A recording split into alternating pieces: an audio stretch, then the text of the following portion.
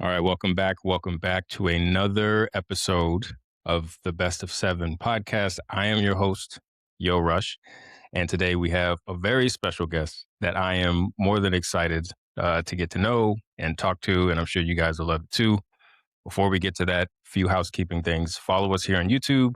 We're on Instagram, Facebook, and you can find us on any audio podcast platform of your choice.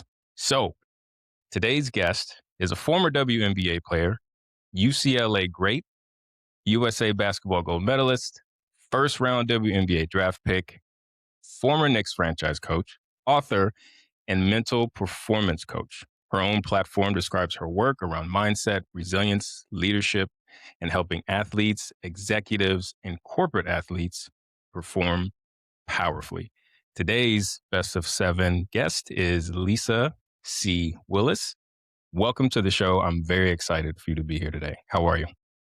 Great. Thank you for having me. Happy to be here. Yeah, we had a chance to talk before we started recording, and I don't know if I told you, but you are actually the third guest of Best of Seven. So as as much hopefully I'm coming across like I know what I'm doing. Yes. Because Yes. I like to have a good poker face. You are only the third guest, so I'm still All right. getting my feet wet, but I'm really excited to speak to you just because your resume and your background is just really impressive and really interesting. And for me, you're the third guest, and each guest that I've spoken to has been someone who played basketball professionally, but has since sort of moved into other endeavors. So it's always interesting to see what people turn to once they're no longer shooting the ball through the hoop or running plays and sets and things like that. So I'm really excited to get into what you're doing now, just as much as I am, what sort of brought you up and through to where you are now. And this isn't a question I had on my list. And I'm sorry, I'm already throwing an audible at you. But when I was going through your social media, um, I saw you discussing sort of the WNBA and what's happening with it now. And anyone who follows the sport knows sort of the growth and the explosion that it's experiencing right now. And you spoke about a hyper visibility tax for players, and that just stuck to me. Like I had to stop my research because I had other things that I wanted to research about you, but it felt so heavy. And it felt like there was so much there that I really wanted to start the show with that. And we're sort of we're obviously in the midst of the WM season right now. So could you sort of, you know, explain what the hypervisibility tax is and sort of the ideology behind it? Yeah. So let me go back. It's gonna date me, but whatever. I'm embracing my big age. When Right. I started playing basketball, there was no WNBA. Okay. And the W is celebrating 30 years this year. So it was a long time ago when I started playing basketball. No WNBA. To be a pro, you had to go overseas. Okay. If we think about, let's go back even further. Title IX. Title IX just celebrated its 50th anniversary, maybe in 2020. And so I guess it's around 56 years old now. And it's like just women playing sports was not, it hasn't always been a big thing, you know? And so when I started playing, it was just for the love. And this is no shade to anybody who's playing right now for the money because livelihood is a real thing. Once consumerism, especially in the United States, is a real thing. But my generation, it was solely for the love because we were getting beaten up, we were playing a lot of games, and we weren't making a lot of money, and nobody was watching us. Like a lot of people are saying, oh, the WNBA just got good. The WNBA been good. And if you go to any gym that has had great runs with old school WNBA players, they'll tell you, no, these chicks have been balling for a very long time. So the whole idea of the WNBA just now getting good because of Caitlyn and because of Angel and because of Asia, like that's not true. It's just welcome to the party now. What comes with that though is the hypervisibility tax. And that is being scrutinized over everything. It's almost like you're a politician. There's always going to be half the population who doesn't like you, you know? And so, especially for women, that extra, and I think men and women are both emotional or sensitive. It's in our nature, but especially for women, that extra layer of millions of people now watching you on ESPN. It's not on ESPN 14. It's not on ESPN U. It's on ESPN, ESPN 2, you know, or your social media, like all of that stuff. If you don't know how to process it, that is going to tax you and you're going to pay for it. You're going to start wondering, why do I feel this way? I'm living out my dreams. Why do I feel this way? I'm balling out of control, but I'm still getting this hate. That's a part of the psychology of the hypervisibility tax. Like now that people see you, people now have something new to talk about. Yeah, just listening to you explain that, think about after a high profile game, right? Like when the Dream play the Fever, much of the discourse that you see on social media, I know social media isn't everything, but it's a big part of our society, is not really about the X's and O's and the adjustments made at halftime or, shooting splits coming in. It's about, some interaction that happens at halftime or, in the midst of the game. So much of what people focus on is sort of the things that happen around the game or maybe a game within a game. And I would imagine, especially with most younger professional athletes who sort of came up in the social media boom, who look at social media, I mean, they have to be seeing that stuff, and I would imagine that it's taking a toll. So, but it was something that I never even thought of. It just seems like that sort of comes with the experience of being a professional athlete. But I never thought that it could be sort of taxing to the point where it's affecting, their mental psyche or even their performance on the court. So I think that's why it stuck out to me so much. I was like, man, this is sort of really good. Um, are there things, and I guess we'll sort of get to this later on when we talk about your work. But are there things like you can do, like really easy, quick hitters that you can do to sort of counteract the effects of the hypervisibility tax as an athlete? I wouldn't say that it's a quick thing. Um, I feel like I spent my whole life trying to know who I was, Mm, or know who I am, but you have to really be grounded in who you really are.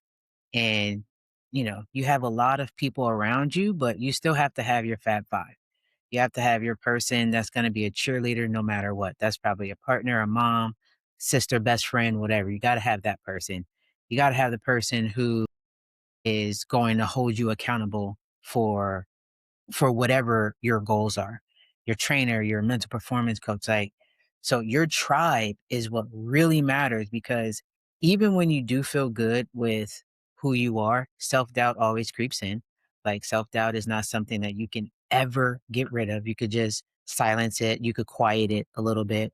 But when you're getting all this just ginormous influx of negativity, or scrutiny, being alone with your own thoughts that might be allowing some things to creep in, that's not your best situation. But if you're just around yes men or yes women, you don't even mm, trust them like that. And so you're still feeling a gap, or you're feeling an emotional toll or tax, because I don't want to be alone with my thoughts because those are going crazy. But I know these people are lying to me. Like right. you have to have some kind of balance.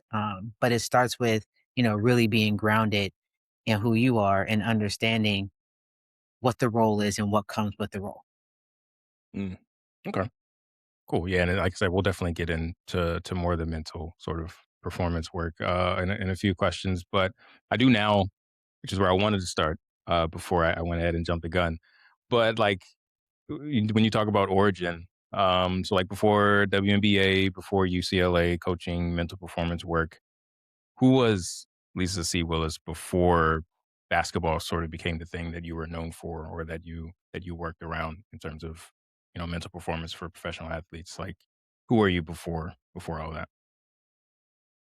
It was I was the baby of 5, fighting to be seen, um, just wanting to be down, you know, I I tried to hang out with my siblings a little bit. I would chase my brother to the park to play basketball, but I started playing basketball very early. I was 8 or 9. So prior to that, I could say, and it's self-proclaimed, but I was the kickball and tetherball queen. You couldn't see me, okay? But that just makes me believe I was always competitive. Like Mm, kickball, tetherball, handball, that was my thing. Played the piano. I was, really good at that as well. But as soon as I started playing basketball, I just was in love with every component of the game. Like you didn't have to tell me to go put in work. Like that's what I was already doing. You didn't have to tell me to watch film. You didn't have to tell me to just do the thing because I just love the game so much that I just wanted to be the best version of myself in the game. And that's really who I've been since I was like 10. mm. Was there any particular part of the game that really I know you said you followed your brother out, when he was playing, but was there any part of the game that sort of attracted you to it the most so that you love the most, or was it sort of just everything that came with it? I think, and this is why I don't watch football. It doesn't happen fast enough for me.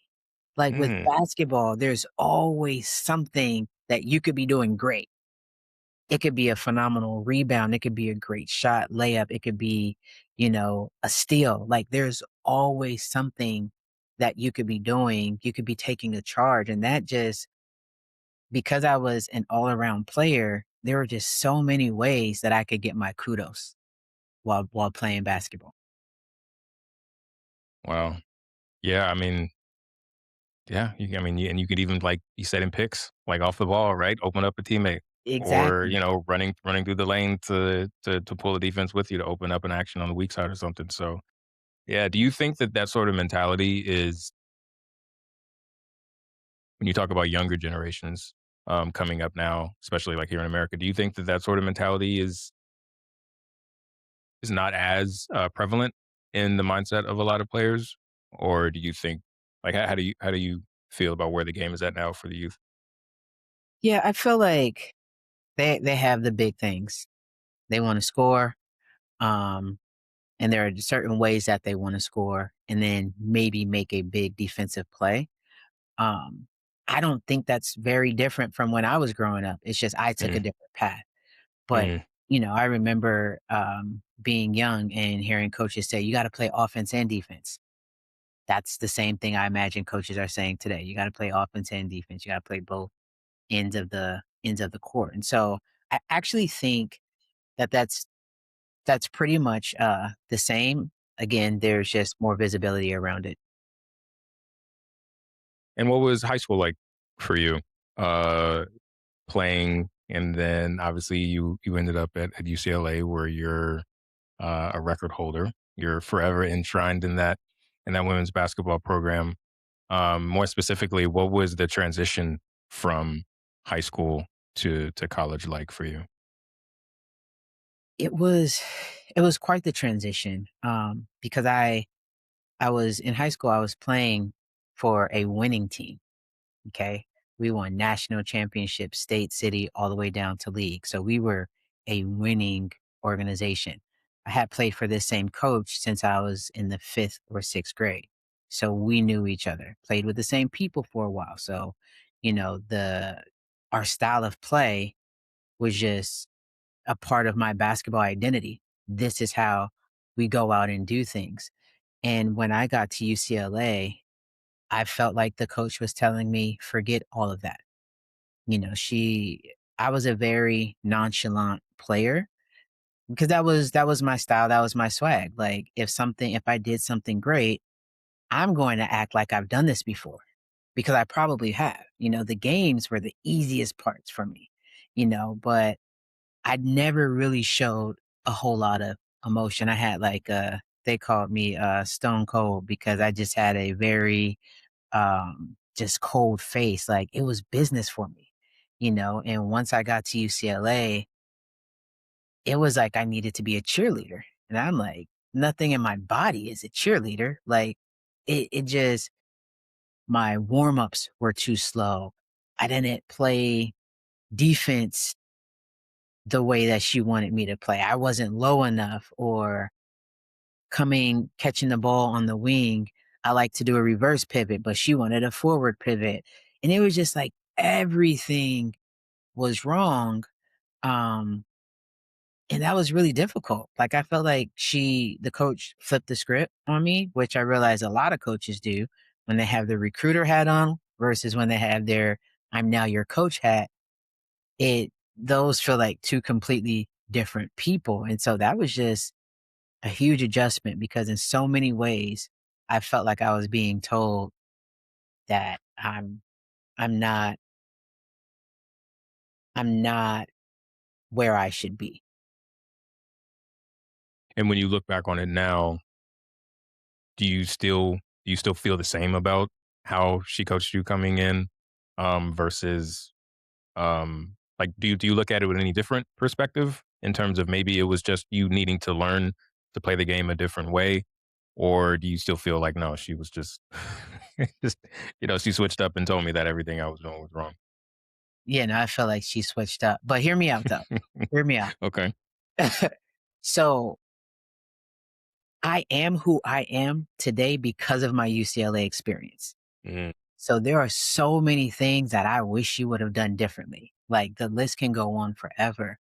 But that's also what made me go into wanting people to feel valued outside of their performance, outside of external validation. Like that's what made me go into the whole mindset and emotional safety space was because of my experience at UCLA. But I know that I didn't need her to come down on me like that because it never changed. She just made a concession because I was killing with the reverse pivot. Like I could catch the ball off the wing and reverse into a wet jump shot versus because for me as a shooter, I'm creating space when I do that. And once she realized that, she was like, everybody needs to be doing a forward pivot except for Willis. And it was like, thanks, coach. Or when, my hips have always been tight. I think I came out the womb with tight hips.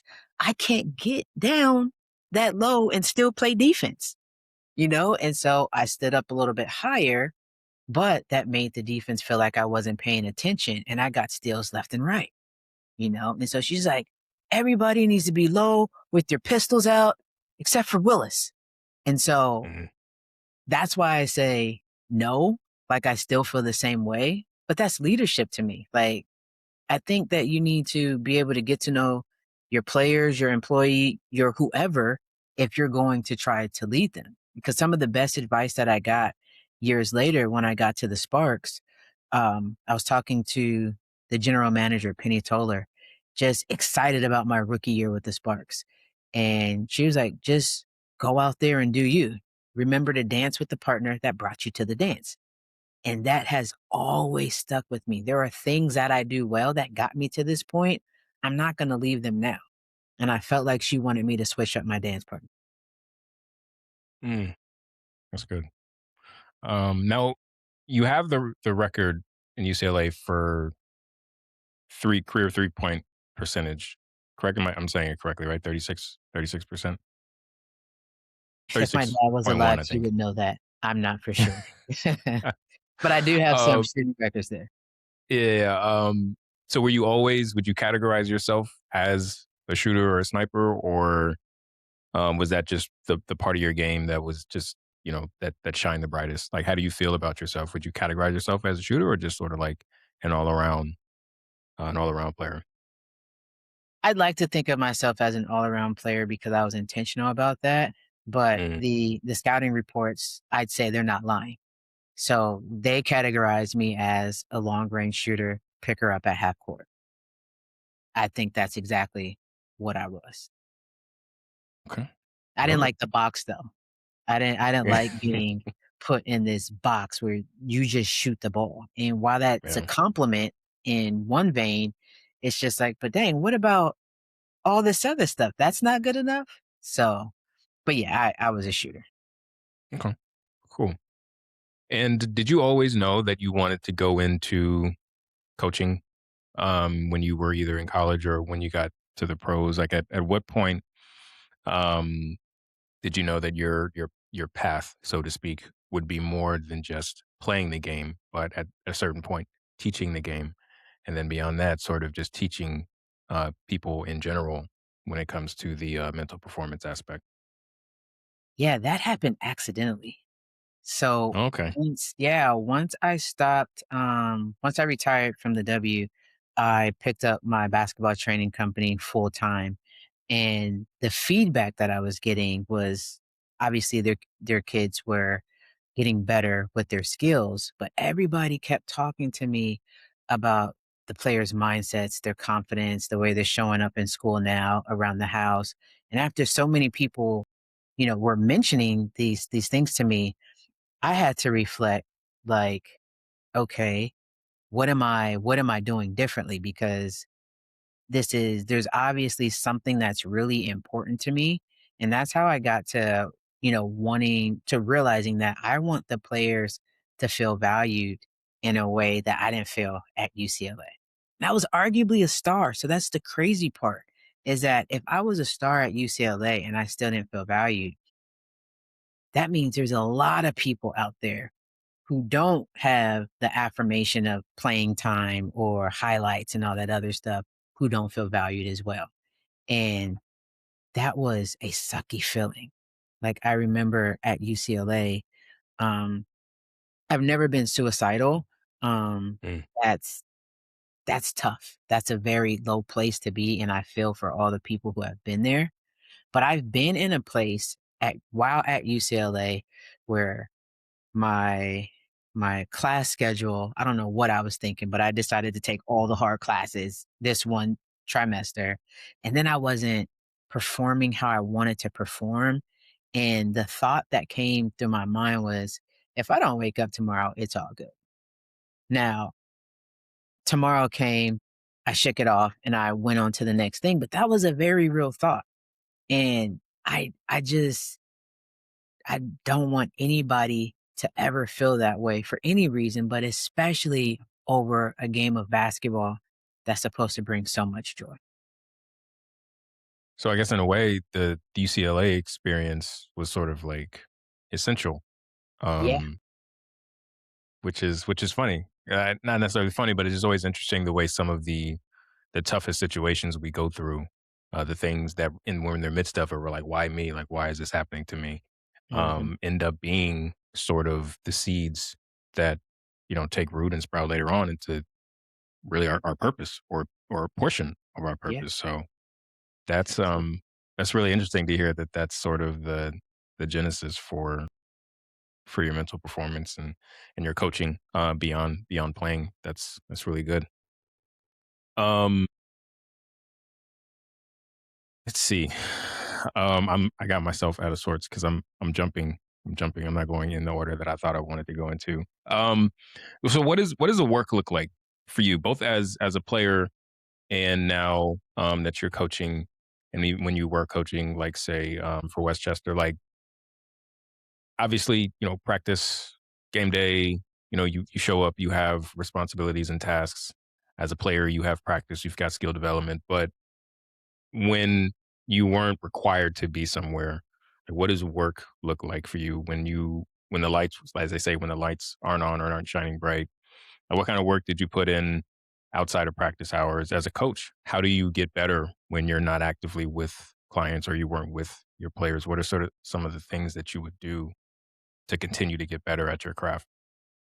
Yeah, I think there's always the little things that boost confidence that no one really sees, but I need to do this thing. So in basketball, it was my form shooting drill.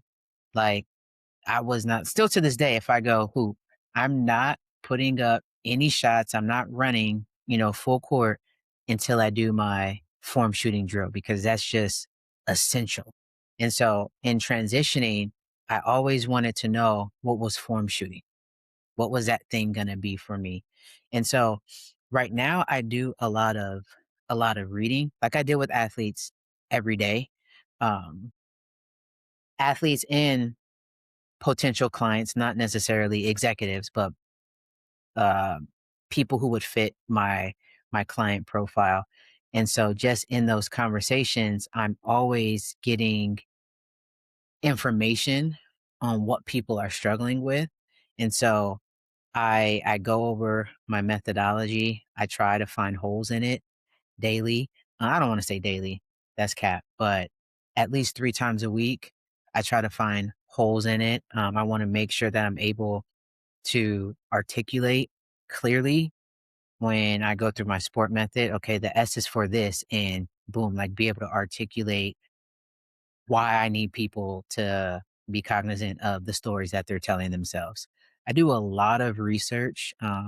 My favorite, I mean, I love sports psychology, but because that handles the mental side of things, but the emotional side of things, which is a very real thing, is I like ACT therapy. And I think that's like acceptance. I don't know what the ACT stands for, but ACT therapy is a modality that therapists use. And I feel like, especially with a new client that I have, it's almost like I'm providing therapy because I have to take care of his emotional side before we can even get to the mindset part. I studied the science of it. And so I recently started incorporating more biological talk into my messaging because when your nervous system, like when kids crash out, a lot of times people are like, they got to get their mind right or they're so emotional. And these things, they're not wrong, but biologically speaking, their nervous system is in a fight or flight mode, and so to be able to coach kids out of what's going on biologically through breathing and then helping them emotionally so they don't get to that point, then with the mindset, it's like this whole trifecta that I'm constantly studying so that I could have different approaches because the same approach isn't going to work for everybody, even though they could be going through the very same things. So basically, just studying Mhm. and practicing my spiel.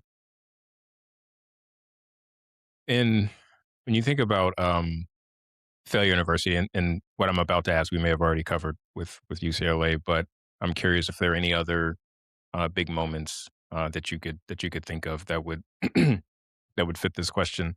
I know a big part of what you do now is, as you just sort of mentioned, is helping people build, resilience, or resiliency, excuse me, or no, their resilience, and sort of in their relationship with failure and all these different types of feelings. Um, was there a moment, say maybe besides UCLA, in your own journey that sort of tested your identity? And if so, like what did it sort of teach you about who you are, at the core? Yeah, I get a version of this question all the time, and there's so many ways that I could go, Mm, but I want to talk about when I was 9 years old and I didn't make the team. That that impacted me in a crazy way. Like I was again 9 or 10 years old. I had just started playing basketball. I was killing. Like, I started off fairly well, so that was a blessing, but I'm winning championships, I'm playing in all these co-ed leagues that are only co-ed because I'm there, and, I mean, I'm making all the boys cry, like, I'm killing, but these are Parks and Rec, YMCA, like, nothing major, and then I get invited to play for a travel team, a club team. The girls are maybe 4 years older than me, but they're like, "Yo," they told my dad, "Yo, your daughter can ball. She needs to come try out." Go to the tryout, and I'm doing my thing. I'm hanging, I'm doing drills I haven't done before, but I have a good skill set, so it I'm looking good, despite being the baby. And then we have this girl on the team. She's like 6'1". She kept missing layups, and the coach said, "Everybody, get on the line." And so I run to the line. I see he's upset, but I don't know what's coming next. I just know he's upset. He's like 17th, first group go. And so I'm watching the first group go, and he's just talking like, yeah, you want to miss all these layups. Well, then just run. And so I'm like, what is going on? So now it's my turn to get up there and run. And I get to like four. I hear myself breathing. I hear this this asthma coming on, and I might get to five or six, and I just keep running out the gym in tears. I was devastated. I was embarrassed. I told the whole school that I was going to be playing with these girls. I was going to be a star. And in my little 9, 10-year-old brain, I could not deal with that again. The drive home was like a 20-minute drive that felt like an hour. Like my dad did not say anything to me. Like, and I had to decide. It wasn't my dad, it wasn't my mom, my siblings. I decided I don't want to feel that way again. And so I became my first trainer. And I knew the things that I was struggling with. And so I wrote out my list, my workout, and it included running. Even though I didn't want to do it, it included that because people know the areas that they're weak in. Like, you might not know all of them, but you have a pretty good idea where your strengths are and where your weaknesses are. And just to wrap it up, I made the team the very next year because of all the hard work that I put in, because I didn't like that feeling of failure. And that told me for the rest of my life that if you put in the work, you can do whatever you want. That you could do I don't believe that there's anything that I could work for, truly give it my all and not accomplish.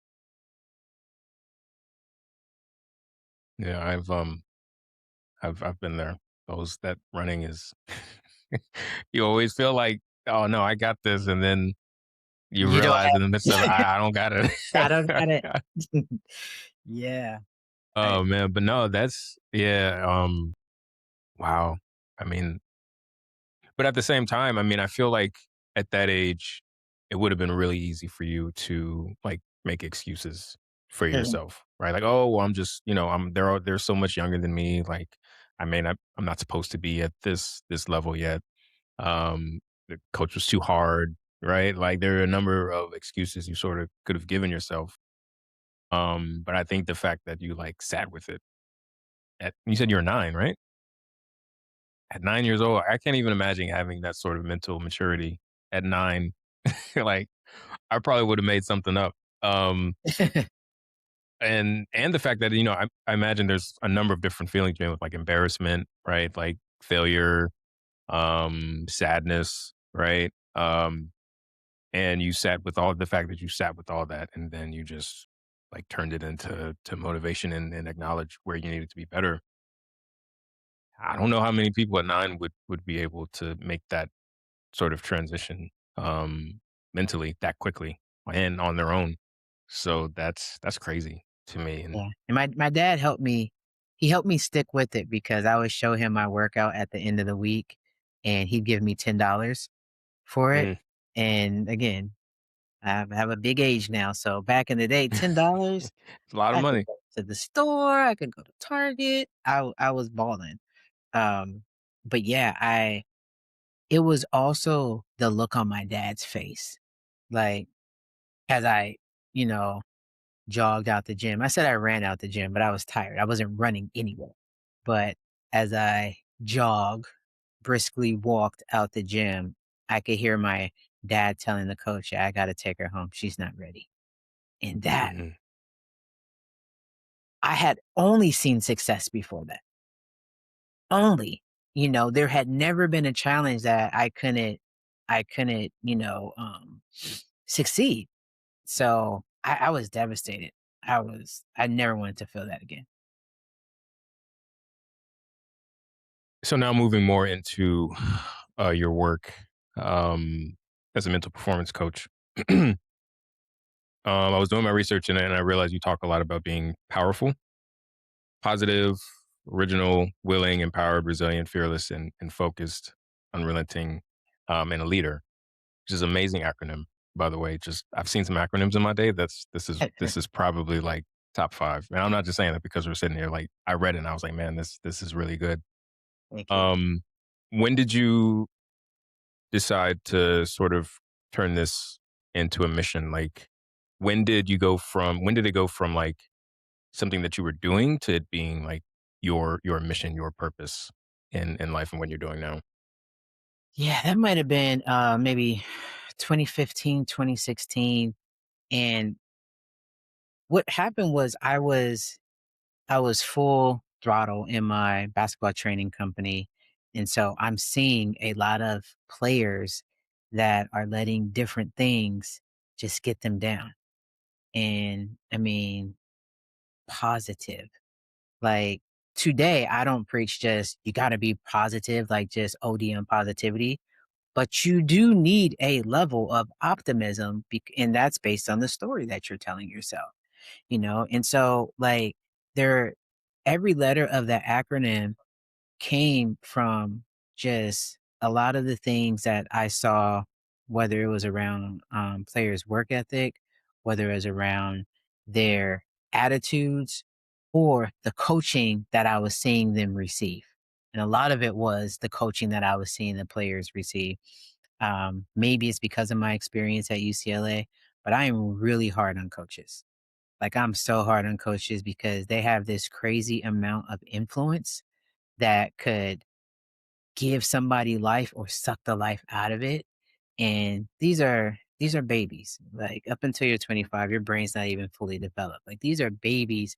And so a part of my purpose was to kind of combat what their coaches were doing and help them so that at the end of the day, they can perform their best, whatever their best was for that day, which might be lower than their best yesterday. Um, they could perform their best. They could look at it in a critical way and still feel good about themselves, even though they may have had a less than performance. Like that, the kids are what made me drive this home as my purpose. Like just feeling things. And I think that's what makes me a good mental performance coach is I've been able to feel the whole spectrum of the feels as a basketball player. And so I could relate and there are so many things that I want to protect them from while still giving them the lesson. And I was looking at one of your reels, another one that stuck with me. You were talking about how affirmations could potentially be holding um, people, but specifically athletes, back. Can you expand on that and sort of get into that a little bit? Yeah, so just being overly positive, like you lose trust with yourself. If you play it like trash, you play it like trash. And that's okay. That doesn't mean you're trash. That meant this was not your night. That's what that means. But if you're telling yourself, I'm a great shooter and which is important, but timing is important. I'm a great shooter and I'm a sniper and I'm a lockdown defender and I will go out there and hit the last second shot or whatever the affirmations are that people are saying. You start to lose trust with yourself because there's a big elephant in the room that you are not addressing.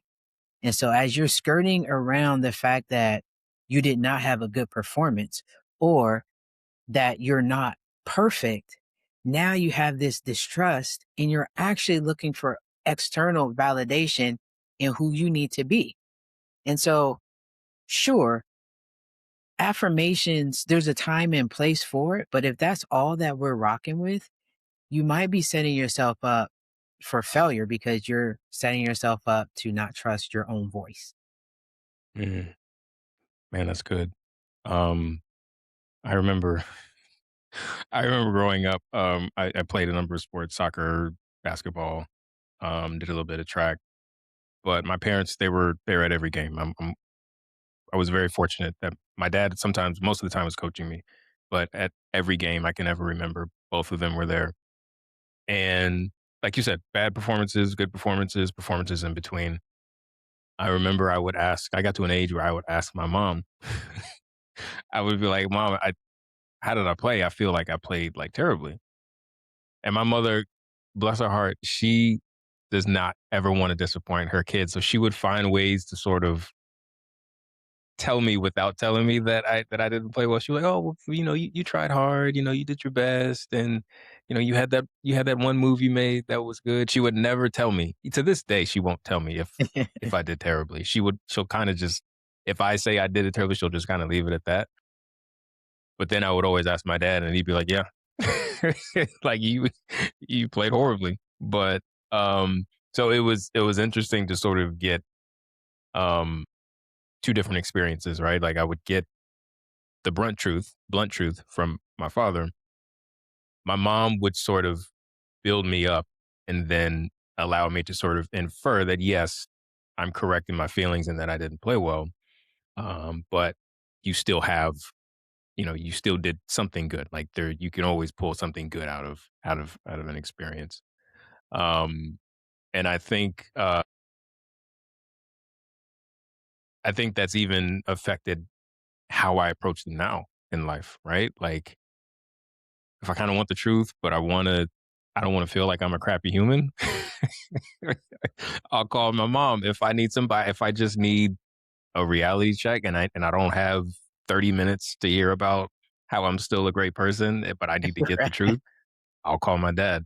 So, um, but I see what you're saying, like why you're hard on coaches because how they're delivering this feedback to their players is so critical when you're talking about young, like children, adolescent. You're literally shaping how they respond to these moments. And if you tell them at the end of the day everything is great, then what are they going to do when they get to UCLA, right? Or when they get to the league and coach is just all up into you? You're not going to know how to respond. So um I love that that's how you go about your coaching and what you do because it's so important how we respond to adversity and how well we're able to take constructive feedback.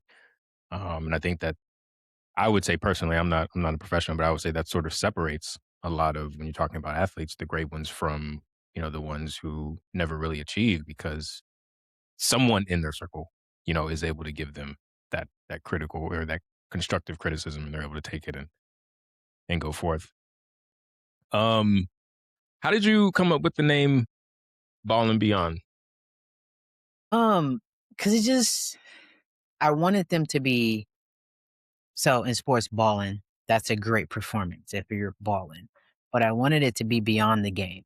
So beyond whatever, people's typical metrics are, I want you to go beyond that. And so ball and beyond.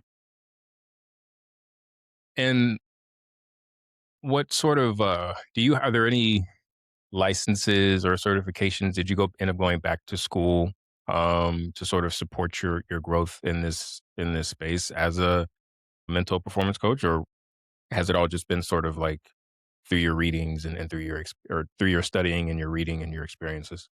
Yeah, all of those things. No schooling, so studying, reading, experiences, and great mentorship and coaching.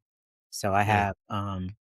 I have a mentor who is a PhD sports psych, and I get really good coaching from him. But one thing that he shares with me often is that what sets me apart from other people is my lived experiences. So he's like, you can read all the things that I read, but he has told me he and a lot of his colleagues will never be able to impact athletes the way that I do, albeit they're doing a great job, but just because I have this lived experience. So, um, yeah. Cool. I think everybody needs a good mentor. So Yeah. I'm glad you got one.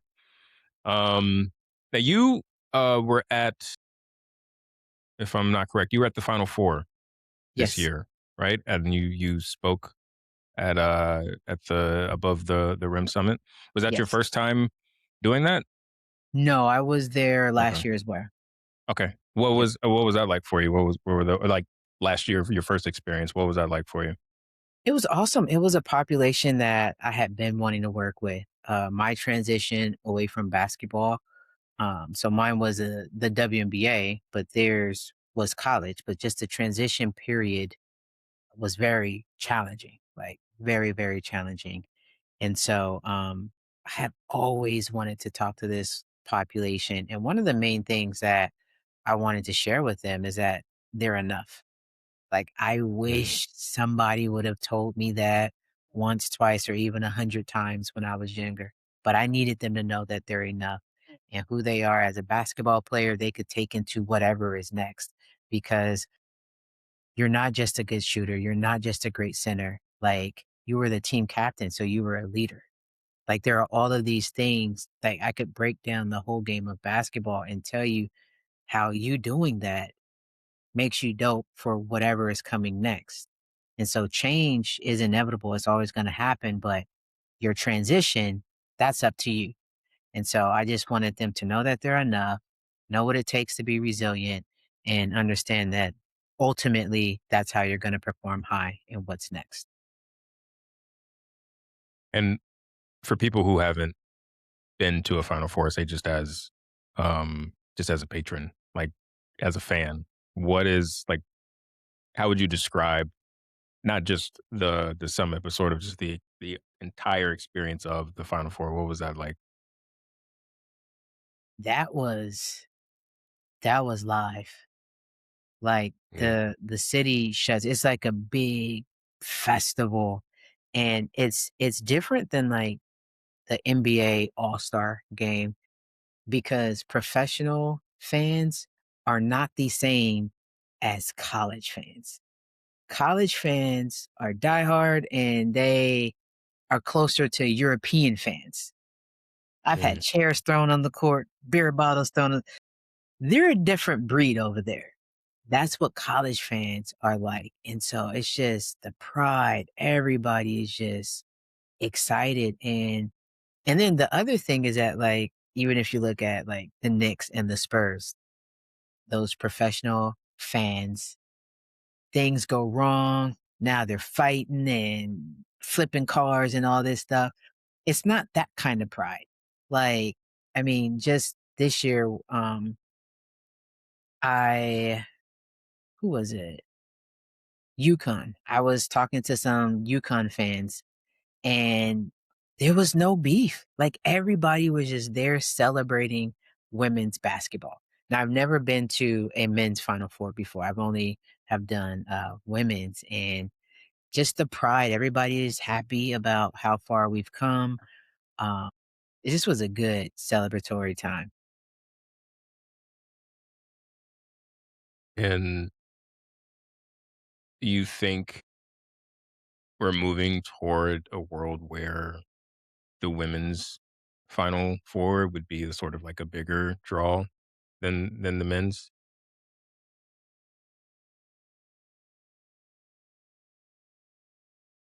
That's a good question. I think we're moving towards a time where it could be right there. It could be equal. It could be equal. Will it become bigger? I don't know because right now there's a lot of new fans that are watching for specific reasons. But again, that's not even at the college level. So um it could be. I actually never thought about that. There's been, I mean, for so many years, the conversation has always been around the disparity in facilities and just all the things. Um, but yeah, I think we're definitely moving to a place where at least it could be equal. I will tell you, I've never been a big college basketball fan. It's kind of always just sort of been NBA and then WNBA with me. I don't know what it is about professional versus amateur to me, but I will say recently within the last 3 or 4 years, if I'm going to put on I normally don't watch until the tournament, but if I'm going to put on a college basketball game, like the 90% chance it's gonna be women's versus the men's. And I don't know why the shift happened, and I don't know when the shift happened, but I've just found myself enjoying um, the women's game more at that level. And even now with the WNBA, like it's an event. Like I'm on Threads a lot, and there's like watch parties, there's live chats Yeah, happening, and the energy, especially online. Of course, this could be platform dependent, but I choose to believe it's just universal. The energy for the women's game right now is just kind of crazy, and there's a lot of excitement. Like I said, there's new fans coming into the game, so it's a beautiful thing, and because I'm just a fan of good hoop, right? Like if it's good, I'm gonna watch it, but I'm also as a fan appreciating that now there's just so much good basketball on. Like NBA finals is over. We've still got WNBA through the summer. WNBA goes away, you've got Unrivaled. Then the NBA tips off, and you've got all of these sort of upstart women's professional leagues popping up. Like we've got the Upshot League here with the 4 teams. We finally have a women's basketball team in Charlotte again. right. Like as a basketball fan, I feel so spoiled because any day of the week I can turn on YouTube or I can turn on the TV and I'm gonna find a good game. So um yeah, I just think the sport in and of itself is in a great place right now. I've got two more questions for you. Um this one when you think about legacy and you sort of look at all that you've accomplished through today. Um Author, coach, speaker, player, Hall of Famer, record holder, like you've done a little bit of everything. But what do you want people um as a coach, what do you want people to say you helped them believe about themselves, if that makes sense? That they're enough. I want them to believe, like, when you boil everything down to the why, it's because I need them to know that they're enough. They're enough to get over that relationship. They're enough to get to that job. They're enough to make the team. They're enough to start the business. Like, and being enough doesn't mean you have it all. Like, that's Mhm. not what enoughness is about. Enough is feeling like you're capable of getting the thing done. So I'm enough to go start a business. Do I have all the answers now? No, but I I have what it takes to develop however many steps it's going to be between where I am now and where my end goal is. Um, they're enough to set their own goals and to set their own idea of success. You don't need the external validation or the external input. It's your voice. Your voice has to be enough because when your voice is not enough, now it just depends on whatever way the wind is blowing that you get what you need. But when you are actually enough, now you're giving yourself the opportunity to show up every single day. I think enoughness is the key to joy, not just happiness. Happiness can be temporary, but enoughness is the key to just joy in the sense that you're just smiling just because it's Tuesday. Like that's what we want. Like to frolic. Like even if it's just in our mind. Even if we're mentally or emotionally frolicking on our way to this job that we really don't want, but we're grateful for it. Enoughness changes your whole lens, um, and you're just more joyful. I'm not adding anything else to that. So, the last question, we call the 7. We end every every show with the 7, and it's essentially the one thing you want people to know about you, like, in your own words. So not the bio on your website, not the accolades, maybe not even the polished version, like, just raw you. What's the truth about Lisa C. Willis, that you hope people walk away from this conversation with? I want them to know that I'm gonna figure it out, and I'm still figuring it out, and I will probably die figuring it out. It evolves, whatever the it is, it evolves, but a lot of the things that I speak about, it's not like I haven't done it myself. and I'm going through a transition right now. I have a new book coming out called Hot Water in August, and I'm going through a transition right now where I am in hot water, and I gotta be able to be in the book. It's the coffee bean that changes the environment when being put in hot water into something good. Like, this isn't stuff that I just read about and then say, let me regurgitate it. I live this. That's why I'm passionate about it. I don't talk about the things that I've never been through. I experience the thing, I try to find the best way to process it, and then I try science and psychology to back it up. But I live this stuff. And so I am far from perfect. I'm sure nobody thinks I'm perfect, but I'm Thank you for that. That was really good. So, for anyone who wants to find you on social media or reach out or consider your services as a coach, how do people find you and get in touch with you? yes. So my website is lisacwillis.com. On Instagram, I am Lisa Willis 40. And then on all the other social media platforms, I am Lisa C. Willis. So that is how you can reach out. All right. Well, I appreciate that. I'll be sure to link all that necessary information in show notes and podcast notes so that people can reach out. And I hope they do because we got to expand your reach as far and as wide as possible and as far as you want it to go because I think what you're doing is really necessary. And I think it's what you've done so far is has just been really special. So it was normally I'm a little I kind of have to get myself up to do research on guests, but this was a joy. Like the more I saw, the more I read, the more interested I got in today's conversation. So just thank you for being who you are. Thank you for continuing your journey because you could have given up at any point. And I'm just kind of excited to see kind of where you go from here. So thank you for that, and thank you for joining the show today. I really appreciate it. Well, thank you for having me. This was a blast. All right, so that's today's episode. You can you can find us on YouTube. We're on Instagram. Follow us there. Subscribe here, and then we're on Apple, Spotify, YouTube Music, all the podcast platforms. So please be sure to find the show, connect with us there, and we will see you next time. We're out.